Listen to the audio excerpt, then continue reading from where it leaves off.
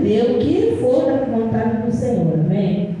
Eu havia preparado aqui algumas mensagens fazendo referência a uma família que o autor mencionou aqui no livro de estudo, e eu queria distribuir para os irmãos, lerem à medida que eu for citando sobre a família.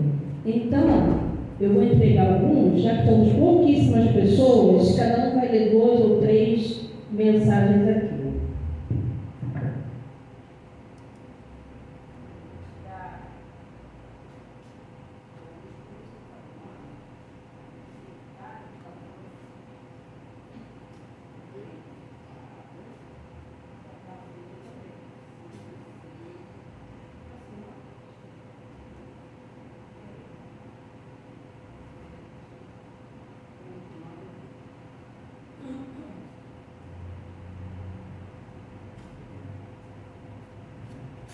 O estudo de hoje fala sobre problemas de família.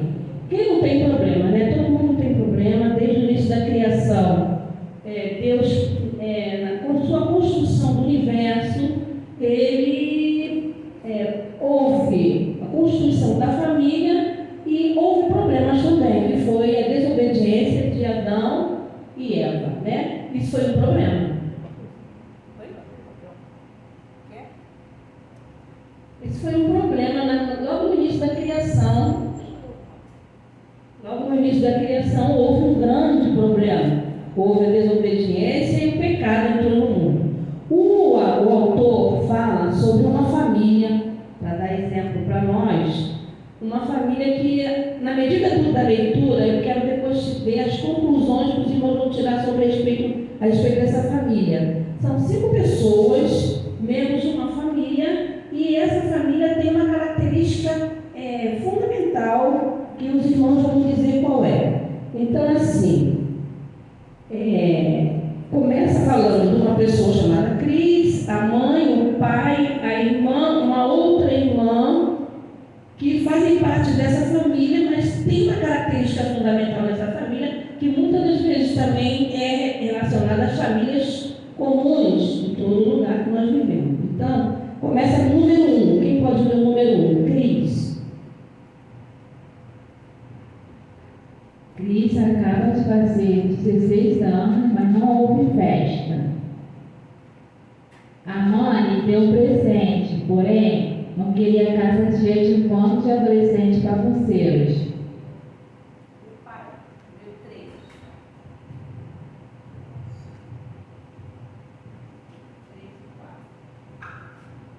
O pai dela telefonou para desejar feliz aniversário, mas estava muito ocupado no trabalho e não podia sair para comemorar.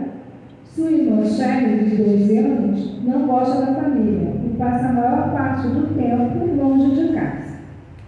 Número 5. A outra irmã, Cíntia, tem 23 anos, mas não está com o menor ânimo para festejar aniversário. Principalmente este ano, ela acaba de se divorciar depois de 3 anos terríveis sofrendo, apanhando do marido. E agora está tentando reconstruir a vida. Número 6. Todos os membros da família de Cristo se dizem cristãos. Numa manhã de domingo, é provável encontrar 2 ou 3 deles na igreja, mas eles nunca sentam juntos e geralmente chegam em carros diferentes. Nunca se fala de religião em casa. E Cristo não parece ser muito importante na vida diária da família. Número 7.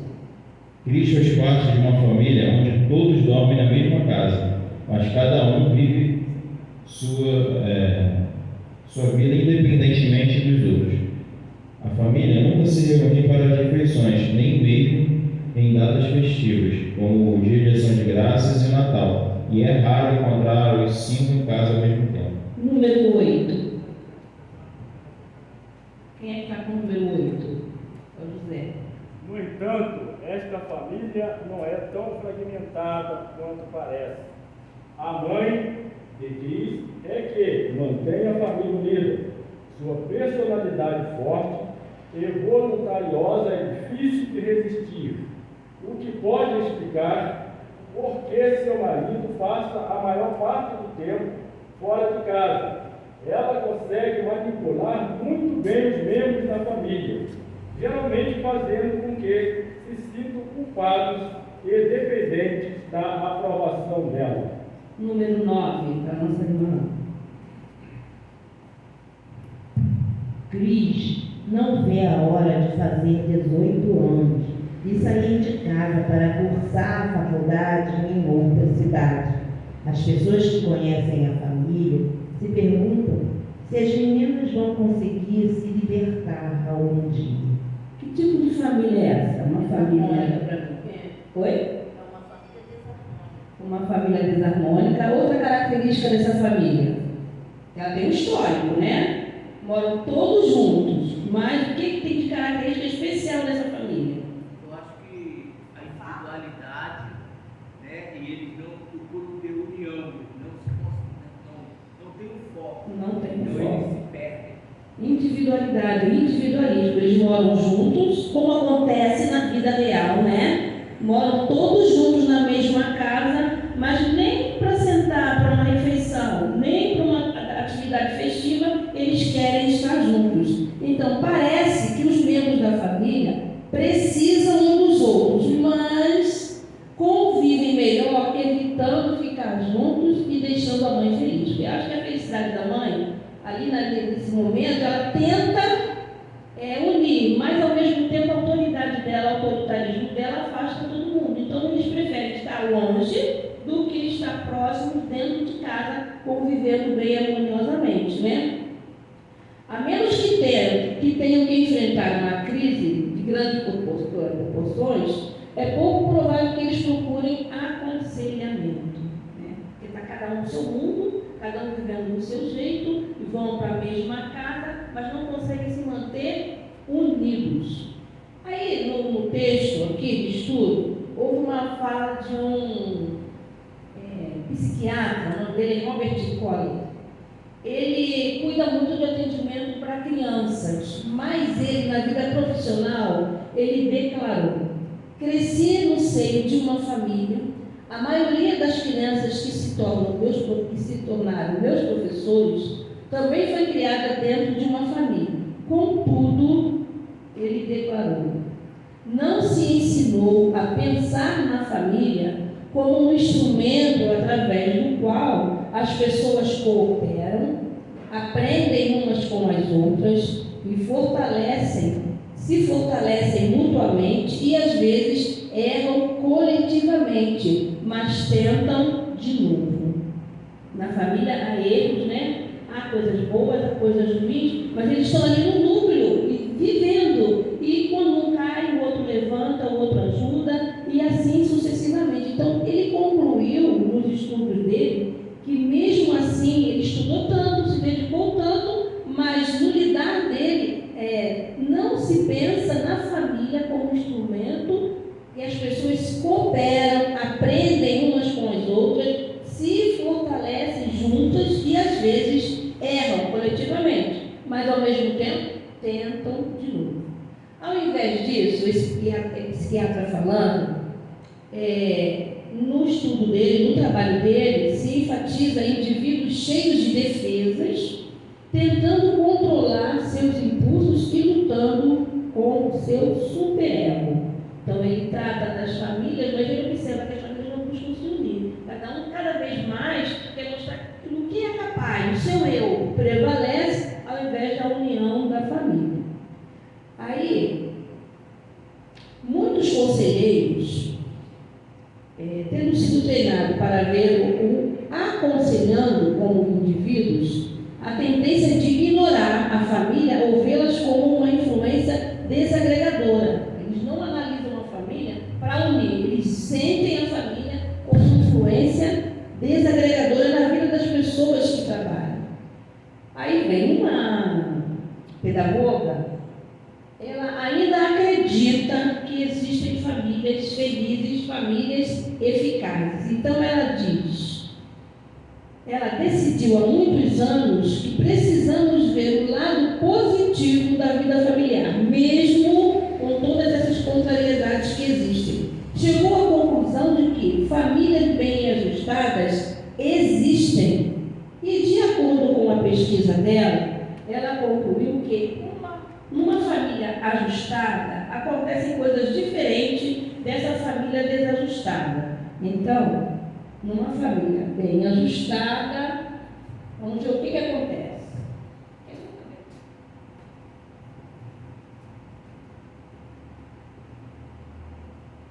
Uma família bem ajustada. Número 1, o que acontece com uma família bem ajustada? Quem recebeu o número 1? Número 1, família bem ajustada. Uma família que é eficaz, felizes e se comprometem com os outros e sabem conviver também. Número 1 que você pegou? Os membros se comunicam e ouvem uns aos outros, eles sabem conviver e existe apoio e estímulo mútuos. Número 2, uma família bem ajustada. Os membros aprendem a respeitar os outros. Os membros confiam uns nos outros. Então, no número 1, o que ocorreu? A comunicação e o apoio. Uma família bem ajustada. Número 2, segundo José Manuel Leão, existe o quê? O respeito e a confiança. Os membros aprendem a respeitar os outros. Os membros confiam uns nos outros. Número 3.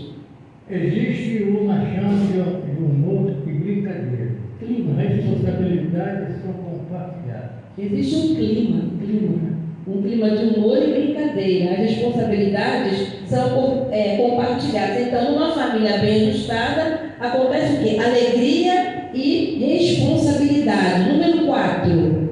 Os membros aprendem a diferença entre certo e errado. Os laços de família são muito fortes e há respeito pelos rituais e tradições. Então, nessa família bem ajustada, resumindo o que ela leu, há a formação de caráter. Ocorre assim a criação do bom senso, os traços morais, psicológicos, a índole e o temperamento ocorrem numa formação de uma família ajustada. Número 5. Há equilíbrio nas interações dos membros. O seio da crença religiosa é compartilhado por todos. Então, ocorre o quê? Equilíbrio, firmeza de fé. Uma família bem ajustada se procura observar isso e fazer isso. Número 6. A respeito pela privacidade de cada um, valoriza seu serviço ao próximo. Então, amor e respeito. Um valoriza o outro. Número 7. Família bem ajustada. Os períodos de lazer são compartilhados por todos. As pessoas admitem suas dificuldades e procuram ajuda para resolvê-las. Então, ocorre o quê? Uma união e humildade, né? Ninguém é perfeito, ninguém nasceu sabendo.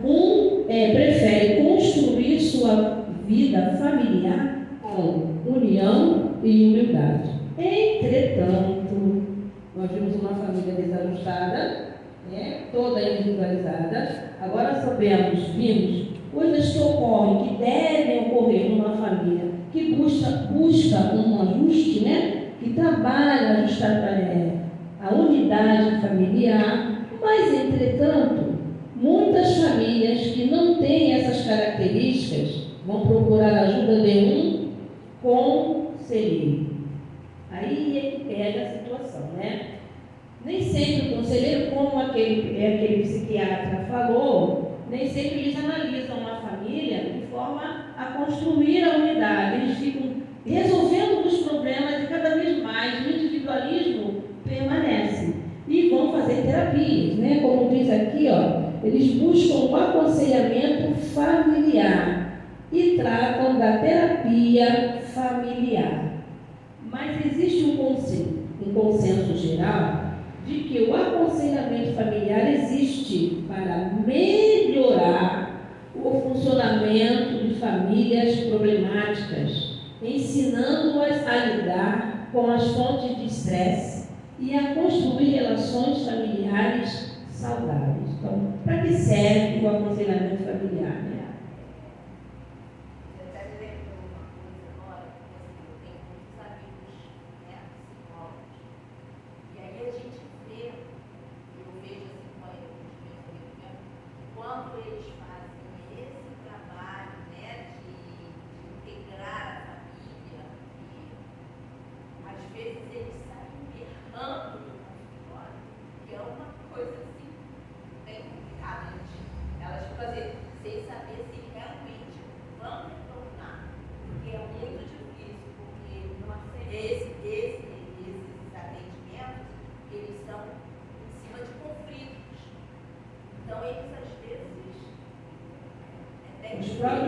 médicos, né, que estão Os lidando. próprios Terapeutas. terapeutas, quando fazem esse tipo de trabalho com a família, são trabalhos em cima de conflitos. A família não aceita. E às vezes eles não se Aí se afastam do tratamento, né? Porque tu mexe com ela, é cada um, né? às vezes voltam, mas às vezes existe um envolvimento total. Aí acabou o tratamento. A eficácia do trabalho não De aconteceu. repente fica, uma das partes, às vezes fica. Aí eu vejo isso como assim, é muito complicado, o mundo está difícil, eu vejo isso pelas escolas, até com os próprios colegas de trabalho, você vê problemas de família que eles levam para o trabalho e quando a bomba estoura, atrito entre colegas. Eu ouvi uma situação muito grave dentro de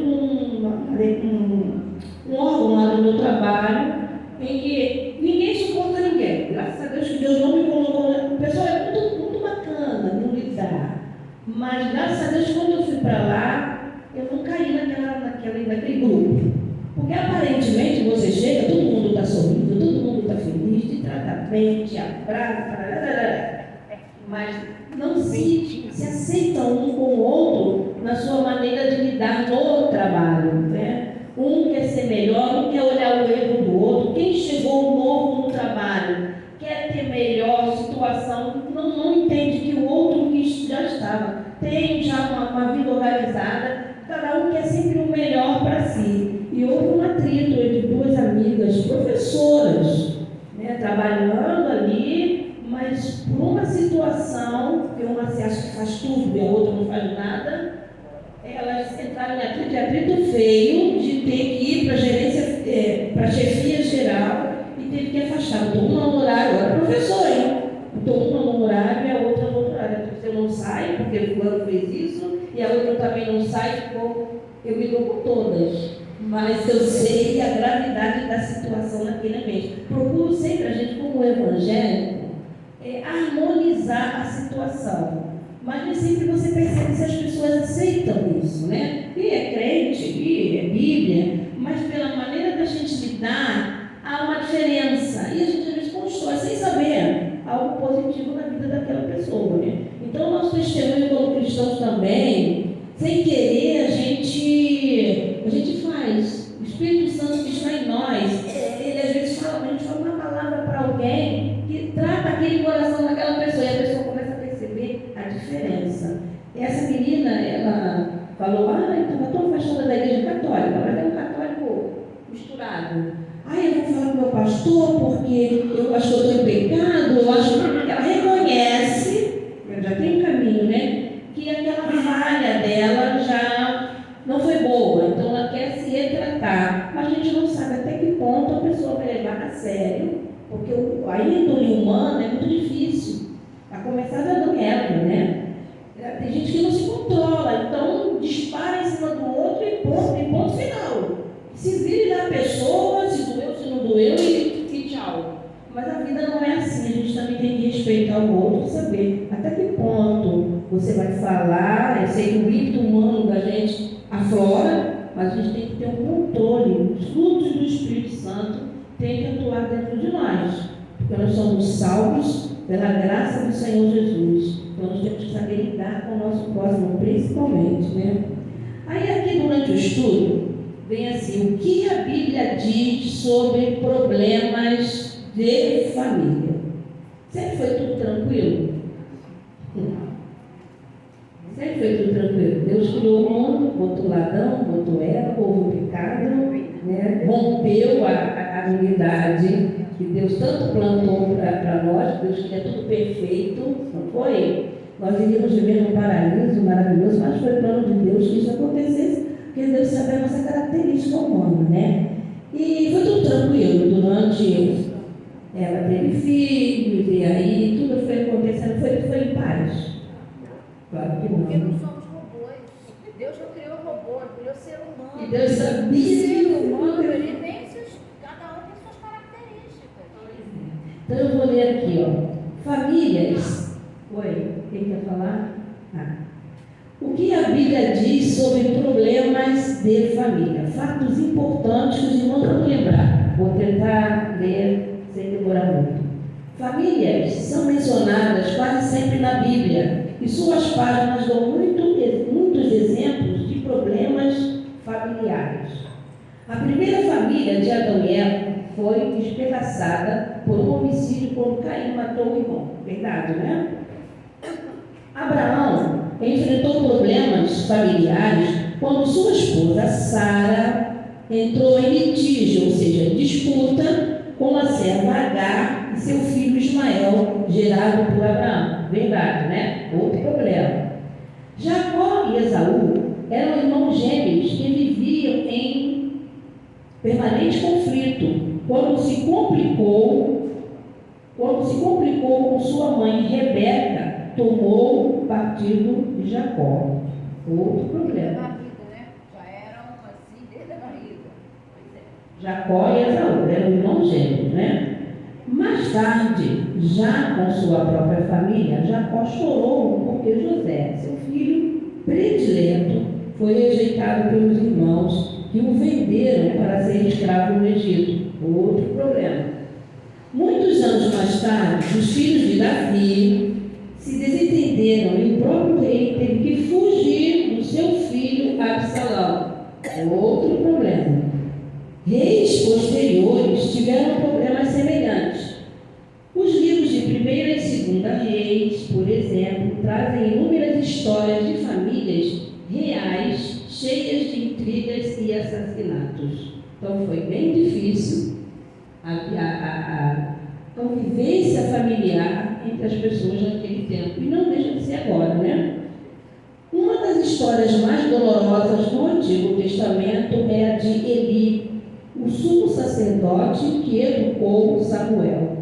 Eli servia fielmente ao Senhor, mas falhou como pai, porque talvez estivesse mais envolvido com seu ministério do que com os deveres da paternidade. Verdade.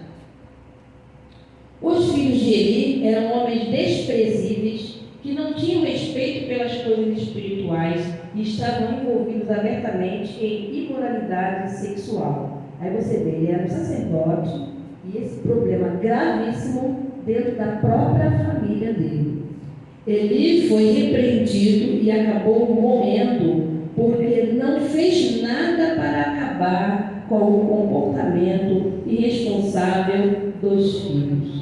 É o que hoje em dia acontece, muitas famílias passam por esse tipo de problema, tentam resolver o problema dentro da própria família, procuram um aconselhamento, né, com os pesquisadores, com os especialistas e não conseguem resolver os problemas familiares. Aí afeta a própria pessoa que está tentando contornar, tentando resolver e afeta mais gravemente os filhos, a coisa não se resolve. É como você falou, né? Muitas das vezes vão lá para o tratamento, mas saem feridos e às vezes não voltam ao tratamento, não continuam. Apesar de conflitos familiares como esses, a Bíblia fala relativamente pouco sobre o modo como as famílias deveriam funcionar. Antes de eu me casar, eu falava assim, poxa, mas por que na Bíblia não diz? Como é que você tem que fazer assim na tua vida familiar? Eu falava assim, a gente tem que orientar nossos filhos, porque só depois que você casa é que você conhece realmente quem é a pessoa que você escolheu, amou, se apaixonou para viver eternamente, na alegria, na doença, na saúde, na tristeza. E hoje em dia, a maioria das vezes a pessoa casa já pensa em separar. É o que a gente vê por aí, né? Se não der certo, tá, separa. Vamos fazer uma união estável para ver se dá certo. Se não der, tá tudo bem, acaba com tudo, resolve tudo. Não, fui buscar massa no salão e a pessoa do lado falou assim, poxa, mas meu marido não sabia que ele roncava tanto, senão não tinha casado. Bom, devia ser um ronco muito bravo, né? Então, assim, o negócio aparece depois, né? E aí a pessoa já casou, uma pessoa tem que fazer o quê? Tentar contornar aquilo que para você desagrada. Mas nem sempre as pessoas entendem dessa forma, né? Não deu certo, tá tão fácil, né? Divorciou, acabou. E não é isso que a palavra de Deus ensina, né? Então, como eu li aqui, a Bíblia fala pouco como você lidar na tua vida conjugal. No Novo Testamento, por exemplo, 6 das cartas de Paulo não fazem qualquer menção à família. O mesmo acontece em Hebreus, em Tiago, nas 3 epístolas de João, em Judas e no Apocalipse. Em Colossenses, a família é mencionada em apenas 4 dos seus 95 versículos, e os comentários são sucintos. O exemplo de comentários: esposa, sede submissas aos próprios maridos, como convém o Senhor. Maridos, amai as vossas esposas e não as trateis com amargura. Filhos, em tudo obedecei a vossos pais, pois fazê-lo é grato diante do Senhor. Pais, não irriteis os vossos filhos, para que não fiquem desanimados. Uma passagem paralela em Efésios é só um pouco mais longa, e em outras epístolas, questões de família são mencionadas apenas rapidamente. Aí você para e pensa: poxa, mas então eu não tenho como recorrer, eu tenho a Bíblia, mas eu não me diz claramente como é que eu tenho que fazer.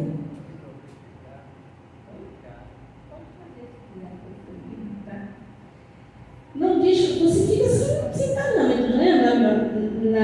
Parando para pensar. Porque, na verdade, você tinha que ter um livrinho ali, um manual para te dizer como é que você tem que fazer, como é que você tem que agir. E existe esse manual? Eu acho que não tem. A questão toda é que a Bíblia nos mostra o tempo todo como precisamos ser Como precisamos ser para lidar na vida conjugal. Então, eu não falo especificamente de uma família, de um casal, uma família de casa, mas ela fala o tempo todo sobre famílias. E Mostra os exemplos. Só que acontece o quê? Muitas das vezes nós, mesmo dentro da igreja, né, batizados ou não batizados, como que diz, que apreciam a palavra, às vezes gente que vem, só ouve, vai embora. Mesmo assim, o ímpeto humano aflorece mais do que o que está na palavra. Lá no início, Adão e Eva, né? O que aconteceu?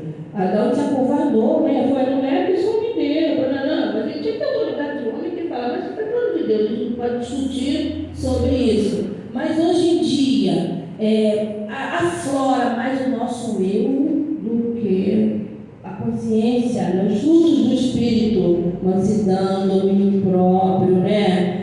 Confiar, orar, aflora na gente, em mim, cada um aflora. E a gente tem que ter aquele senso de controle emocional, que muitas das vezes não se tem. Então, aqui dá só exemplo de como o filho deve agir, o pai deve agir, a mulher obedecer, os maridos, né, como tratar as esposas. E no Velho Testamento mostra os exemplos das famílias. Mostra os exemplos. O O que aconteceu? não deu certo. Pois é. Então aqui diz assim, muito embora as diferenças sejam escassas e curtas, o ensinamento bíblico sobre a família dá apoio a várias conclusões. O pai é o cabeça do lar e suas responsabilidades incluem amar sua mulher de um modo que demonstre o amor que Cristo tem por seus filhos. Dentro do lar deve haver submissão mútua e compromisso entre o marido e a mulher.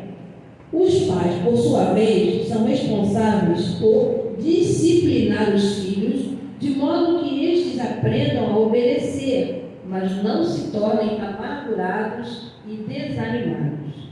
Acontece na disciplina, né? O filho acha que o pai está matando o seu ego, matando o seu desejo, mas ele não compreende o outro lado, porque o pai já viveu experiências que podem ser positivas ou negativas na vida daquele filho. E o filho não compreende, né? Quando ele se torna pai, aí eu deveria ter pensado assim, eu deveria ter feito assim, porque meu pai e minha mãe falou desse jeito, mas aí já é tarde, né? Só a unção do Espírito Santo para fazer a pessoa refletir até que ponto fracassou, até que ponto melhorou, o que pode ser feito para melhorar. Aí vem uma pergunta, doutor, que eu achei assim, super interessante para fazer para vocês. Diante de tudo isso, por que a Bíblia não fala mais sobre questões de família e maneiras de resolver problemas em casa? Por que a Bíblia não fala mais? Não dá um manual para a gente poder saber como agir. Alguém já falou sobre isso? Deus não faz lavagem cerebral na cabeça das pessoas, né? Nós somos seres humanos e Ele nos dá essa liberdade de pensar e escolher aquilo através dos seus ensinamentos. O livre-arbítrio. Não sei. Quando fala de livre-arbítrio, eu fico pensando, eu acho, sincero, eu vejo. Eu vejo o livre-arbítrio que a gente tinha até antes de Cristo. Depois de Cristo, a gente já tinha um caminho. O caminho foi ensinado. Teria que ser assim. Ele mostrou para a gente qual é o exemplo dele. Então a gente perdeu esse livre-arbítrio, porque a gente já teve a salvação. E a salvação é através dele. Então, não, mas o livre-arbítrio é através dele. É que muitas das vezes a gente não consegue entender isso. E aí assim, a gente se desvia. Então, quando a gente tem uma ordem a seguir, a gente não tem esse livre-arbítrio, porque ele já é a libertação. Bom, maneira de pensar. Mas em relação ao que a Márcia falou aqui, nós não somos um robô. Eu sabia que nós teríamos escolhas. E essas escolhas, muitas vezes, ocorrem para o bem, como ocorrem para o lado ruim também, né? Então, a pergunta é, por que a Bíblia não fala mais claramente? Porque, como diz a Márcia, nós não somos robôs, né? Nós temos o direito de escolha. Aí vem assim a segunda pergunta. Já que tantos problemas na vida, desde os tempos imemoriais, se originam na família, já que tantos problemas na vida, desde os tempos imemoriais, os tempos passados, se originam na família, por que Deus não nos deu um guia prático para a vida doméstica? Por que não há porções maiores no Novo Testamento dedicadas a esta importante instituição, a família? Quem pode me explicar isso? Pode falar, pastor Carlos. O livre-arbítrio, ele foi dado para o homem para que ele se conserte cada vez mais como Deus Todo-Poderoso. Porque Deus não é ditador. Ele poderia botar uma ditadura, é assim que eu quero e é assim que vai ser feito. E nós teremos que cumprir. Por quê? Porque Ele é o dono de tudo. Ele é o nosso Criador, Ele é o nosso Pai. Mas Ele não é ruim. Ele deixou que nós escolhêssemos o que vamos fazer. Então a escolha é nossa. Só tem dois caminhos, é o céu e o inferno. Então se você escolher o caminho errado, já sabe o que vai acontecer. Agora, se você estiver em comunhão com a amada igreja, estiver em comunhão, sendo humildemente, porque hoje a maioria, todo mundo é orgulhoso demais, porque eu sei, porque eu faço, porque eu aconteço, nós temos que moderar, nós temos que ser humildes, nós temos que olhar o nosso irmãozinho, porque se nós não olharmos o nosso irmãozinho, então o que Deus fez não valeu de nada. Ele fez o ser humano para ser humilde, para ser bondoso, para se unir cada vez mais no caminho do Senhor. Para isso nós estamos aqui, para adorar Jesus Cristo.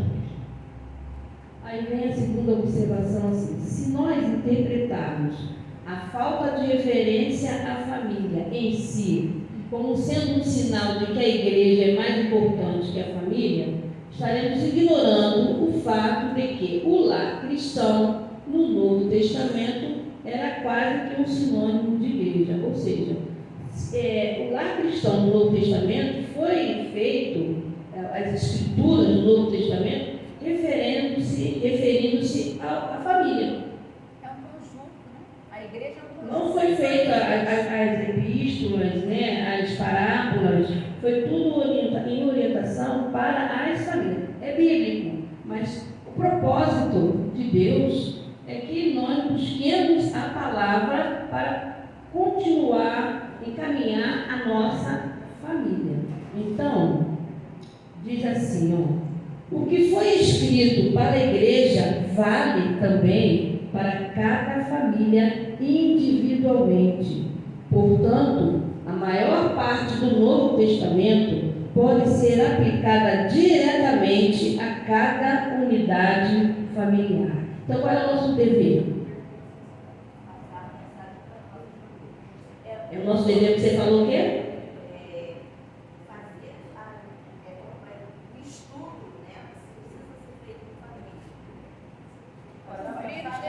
Cumprir aquilo que está na Bíblia, que ele mostra O que você quer falar? Não, porque assim, uma das coisas. Microfone para ela, para você. Estou procurando aqui o microfone. Uma das coisas que a gente tem observado na minha família, já colocando na família, né? É que a gente sempre procurava passar para eles assim, o que a igreja coloca para a gente. Mas a gente, assim, com vários acontecimentos em família, a gente tem visto assim, que a gente precisava se reunir para fazer um ensinamento bíblico em família, já que a minha família era bem unida, só que cada um com seu pensamento. E aí a gente tem feito esses estudos em família e a gente tem visto assim, que tem sido bem interessante, porque as pessoas se colocam em cima, mas aí colocam em conjunto, não de forma isolada. E aí assim tem acontecido muitos aprendizados, porque mesmo a gente sendo unido, a gente não conversava sobre o mesmo propósito bíblico, entendeu? E aí tem ajudado bastante, tem sido muito interessante. Por isso que eu estou colocando, ensinar em família, né? Crescimento, né? Espiritual. A gente tem aprendido o amor, a unidade, isso. esse individualismo que você quer falar.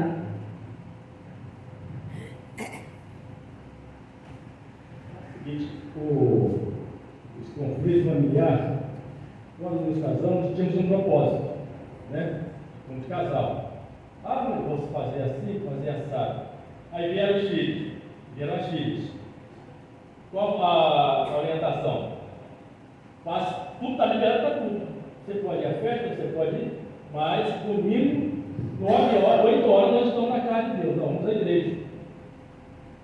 Mas eu tenho um aniversário de 15 anos para ir. Tudo bem, você vai ao aniversário, eu deixo você lá e meia-noite eu vou te pegar. Mas que você vai me levar? Vou te levar às 8. Mas ninguém chega 8 horas no aniversário de 15 anos, só chega às 10. Então, tudo bem, eu te levo às 10 horas. Mas às 8 você vai estar na igreja. Tá tudo bem? Tudo bem. Levava?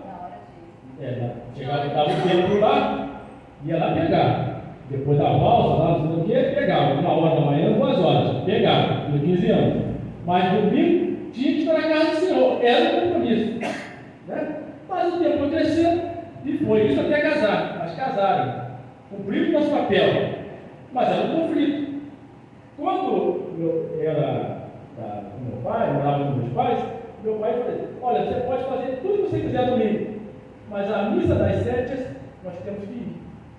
Então morávamos na roça, e quem já morou na roça sabe que tem muito barro, muito poeira. Quando está chovendo é muito barro, quando está sol, muita poeira. Então a gente vinha descalço até a cidadezinha, e antes de chegar onde a parte que era asfaltada, tinha um rio, passava um rio, e ali a gente lavava os pés, botava lá a nossa conga e íamos para a igreja, né? E quando víamos embora, chegava no rio, tirava o sapato, não botar na poeira, e íamos andando até a nossa casa. Era perto, era cerca de 8 quilômetros. Isso na roça, andar 8 quilômetros é nada, é pertinho, mas vai ali é rápido. 8 quilômetros na roça não é nada. Hoje não, hoje já é moto, não tem mais nada de moto, carro, acabou isso. Mas era a rotina do meu pai. Né? Então, a família foi crescendo, ficaram maiores. Quem vai na igreja hoje? Acho que ninguém. Só ninguém mais, meus irmãos, vão na igreja. Mas eu fico pensando, também que a educação lá embaixo, que era para orientar, e o conflito, né? Que tinha que ir e tal. Ninguém vai à igreja mais. Só vai quando tem batizado, quando tem casamento, eles fizeram escolha. Então a vida da família é um conflito constante. E trazendo para a vida moderna, você quer ver um conflito grande na família? Tem Wi-Fi na sua casa? Tem Wi-Fi hoje, hein, mamãe? Cadê o Wi-Fi? Não está funcionando. Eu não paguei a net. Mas como não pagou a net? Já começa um conflito, porque não vai ficar sem internet.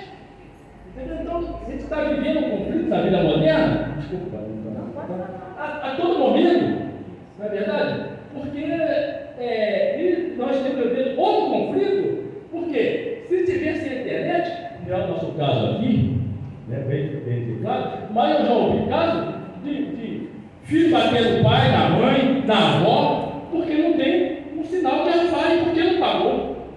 O dinheiro cai do céu. Então, tantos conflitos familiares que a gente ouve e fala, meu Deus, isso está acontecendo mesmo? E o pior que está. Mas graças a Deus não acontece aqui no nosso meio.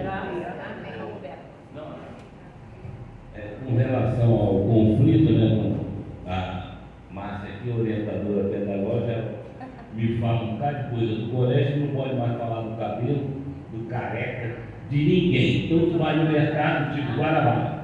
Vou no Guanabara e vi, fiquei na fila, a filha brigando com a mãe na minha frente. Mãe, senhora não fala nada, fica quieta aí. Aí eu fiquei assim, evangélico, né? Falei assim, poxa, até a pessoa está até conversando um pouquinho comigo, ela ficou calada. Aí desci para o estacionamento, continuou a briga da filha com a mãe. Senta direito. Aí eu pensei assim, puxa, não é possível, aí outra pessoa já viu. Eu pensei, pô, de repente o carro é da mãe, a mãe que está pagando as compras, e a filha brigando, você não pode se meter, se você se meter, tu pode levar um fora. Eu tenho o hábito de me meter. Um tiro no processo. Então eu fico assim. Aí eu falei para a Márcia, eu me envolvo com toda a minha família. Aí eu falei assim, Márcia, eu vou parar. Não vou na casa. Se eu vou na casa do meu irmão, tem um conflito. Dele brigando e tudo, levei ele para o neurologista, para o psiquiatra, tudo. Aí já está a filha brigando com o pai. No caso do irmão, né? Poxa, então é uma confusão. Se eu vou para o outro lado, então. Aí eu falei assim, Márcia, eu vou parar. Você vai se estressar e a coisa não vai se resolver. Então está assim agora com essa modernidade, que não pode falar nada, né? Então, continuando aqui, ó, o lar cristão, como eu já falei, né? No Novo Testamento era quase um sinônimo de igreja. O que foi escrito para a igreja vale também para cada família individualmente. Portanto, a maior parte do Novo Testamento pode ser aplicada diretamente a cada unidade familiar. Então, qual é o conselho? Busquemos a palavra de Deus, né? E orientar também baseado na palavra de Deus. A quem a gente for aconselhar, baseado na, embora mesmo que a pessoa não aceite, baseado no nosso entendimento espiritual, porque aí nós estamos falando de Cristo. É a palavra de Deus que está sendo proclamada na vida daquela pessoa. Pode ser que a pessoa na hora não entenda, não aceite, mas ela vai refletir sobre aquilo que você falou. Assim sendo, a pergunta que eu tinha feito, por que a Bíblia não fala mais sobre questões de família e maneira de resolver problemas de casa? A resposta está aqui, ó. Assim sendo, nós já temos um guia prático para a vida doméstica. A igreja se torna simplesmente um conceito abrangente que inclui o lar. A família é realmente uma miniatura da igreja. Você não pode ser um bonzinho na igreja e dentro de casa ser um arraso. Como eu vejo colega criticando uma família crente que mora no prédio dela, o povo chega. Ela fala, aquele povo que usa roupão, Heloísa, manda até aqui. Chega em casa, bota música alta, ou então grita um outro crente. Eu fico calada e falo, Senhor, tem misericórdia. Por quê? Ela não é crente e ela vê um mau testemunho dessa família, dessa igreja que anda de roupão e tal, concentrada lá fora. totalmente diferente do que o Evangelho ensina para a gente compartilhar a espiritualidade, a salvação em Cristo Jesus. Então eu vejo a minha própria colega de trabalho reclamando de uma família crente que mora no prédio dela. É correto o mau testemunho? Não é. Sem querer, essa família, ou por muita atividade, ou sei lá, conflito, cada um querendo ensinar melhor do que o outro, faz o vizinho que não é evangélico se escandalizar. Você vai falar de Cristo para essa pessoa, ele vai falar, Cristo é isso aí, que eu estou vendo minha vizinhança fazendo dessa forma. Então, o nosso compromisso testemunho é muito importante em relação ao trato com o nosso próximo. A palavra de Deus ensina que nós devemos também, não é só ter a palavra e não agir, não compartilhar aquilo que você é. Você não pode ser bom na igreja, ser um crente maravilhoso e fora da igreja escandalizar. Aí está pecando, de qualquer maneira você está pecando.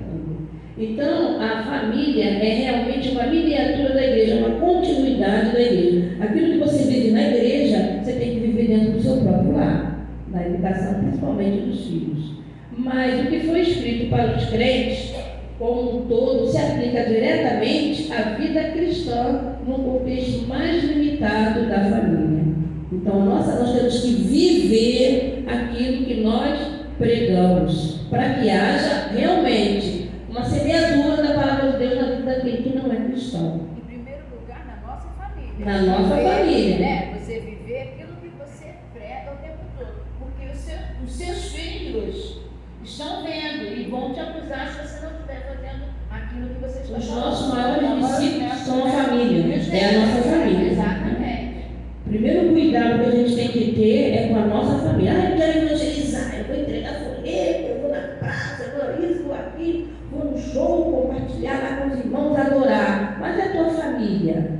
Cadê que você está cuidando da tua família, dentro do teu testemunho, da tua palavra de bênção, né? A tua palavra do bom siso, que o filho vai para refletir aquilo que a palavra está dizendo, né? Eu estava conversando com a minha filha, com a Andressa.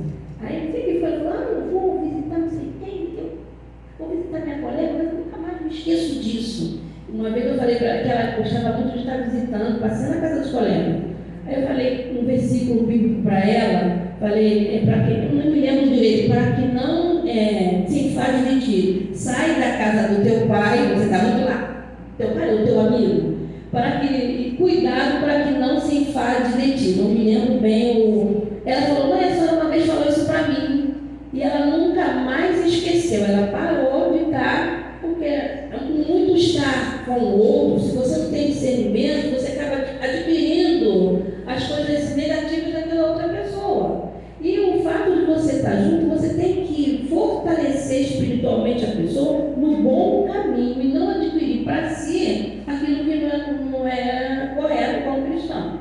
A maioria dos nossos filhos, das nossas amizades, não são evangélicas, né? E você vai ficar convivendo naquele meio? Não vai. Eu lá no trabalho, todo final de ano, tem aquela festa, que vai para a piscina, vai para aquilo, mas todo mundo leva cerveja, cada um leva o seu agradado, cada um leva. Eu vou ficar naquele meio? Não vou. Ah, mas a senhora tem que ir, dona Lolô, a senhora tem que ir, leva o Carlão. Poxa, leva o Carlão, deixa ele passar bengala para lá, ele vai. Eu falei, gente, eu não vou. Aí eu comecei a falar, é um ambiente que não convém você estar, não convém. Eu gosto deles, né? São maravilhosos como pessoa, tratam bem, né? Mas na maneira de ser, no convívio deles, você não deve estar envolvido, porque você acaba pegando naquele meio.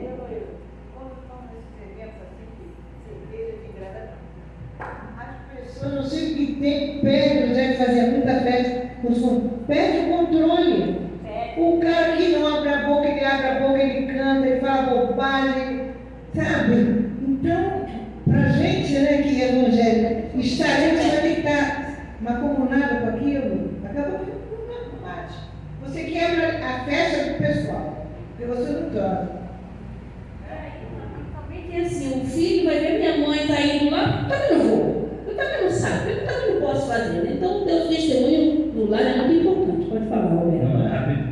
desse assunto, eu me aposentei, então os colegas também se aposentaram, e eles promovem essas festas, tudo, fosse uma barra para a Márcia ir comigo, né? Poxa, chegando lá com uma confusão total, eu fiquei numa mesa separadinha com umas 5 pessoas e 20 a 30 lá, bebendo e cantando karaokê. Eu com a Márcia aqui. Aí tinha até um pastor comigo, né, da Assembleia de Deus ali, mas nós ficamos deslocados. Aí agora eles estão promovendo um evento, chama, aí a Márcia, Roberto, você pode ir, mas eu não vou. Aí quer dizer, eu fico numa situação brava, né? Até de poder falar do Evangelho para eles, mas você não tem nem a oportunidade, né? Agora, uma coisa interessante assim, quando eles estão com um problema, que sabem que você é evangélico, o que faz? Fala por mim. Não, você quer por mim, mas sabe que você tem uma vida de regra e prática na presença do Senhor, mas eles querem a bênção, mas trabalhar na vida espiritual, convivendo. Ah, eu vou na igreja, mas não vou ver outro na igreja católica, é macumbólico, tudo misturado e está tudo aí. Mas na hora do sofrimento, quem que clama? É para você que é cristão, ainda bem que se referem a você, porque você está vendo que está dando bom testemunho, né? Te procuram para que Deus atue naquela causa daquela pessoa. Então, o que foi escrito para os crentes, eu já falei, como um todo, se aplica diretamente à vida cristã no contexto mais limitado da vida familiar. Alguém pode ler aí o Salmo 19, versículo 11? 11 e 12. E depois vocês leiam o Salmo 119. Aliás, 19, Salmo 19, 7 e 8. E depois vocês leiam o Salmo 119, versículo 11 e 12, 33 e 40. Salmo 19, 7 e 8.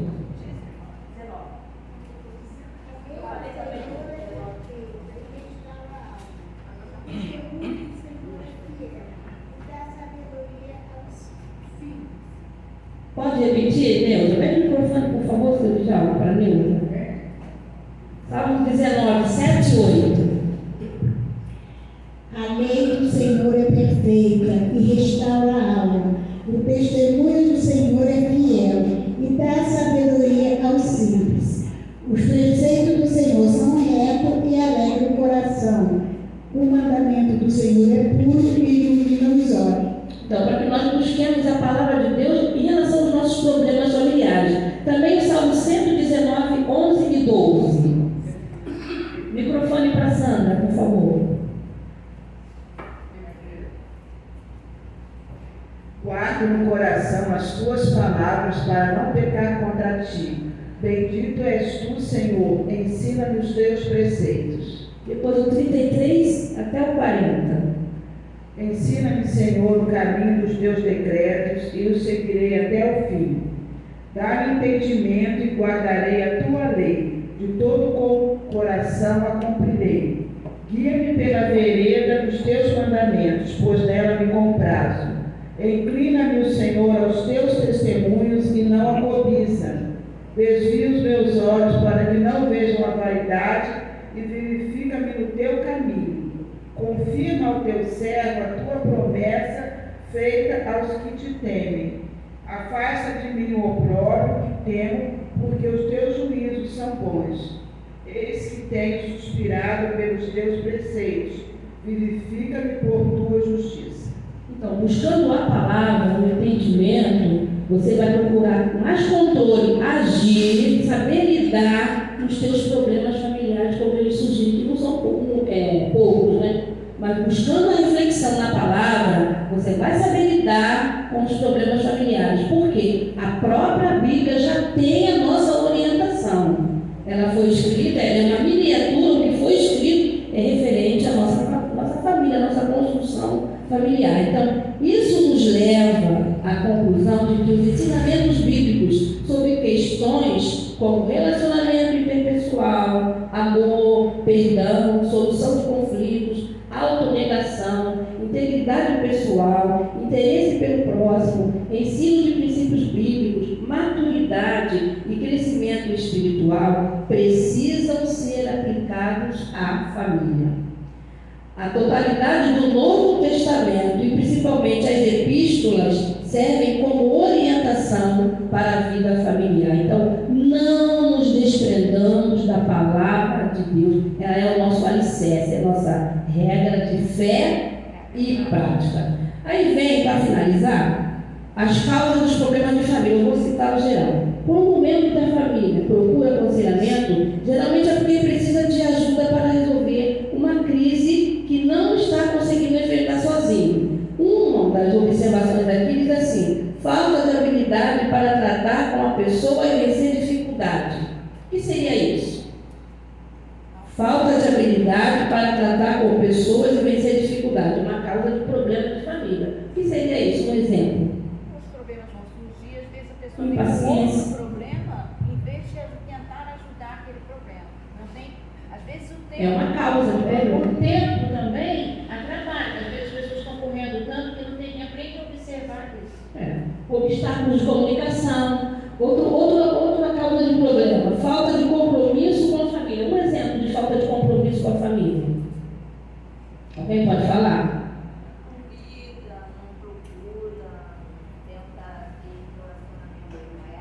Ou alguém se aproxima para te questionar, você não tem paciência, não tem compromisso? Você vira aí. Isso é uma causa de problema. Dá seu jeito, né? Outra causa, funções mal definidas.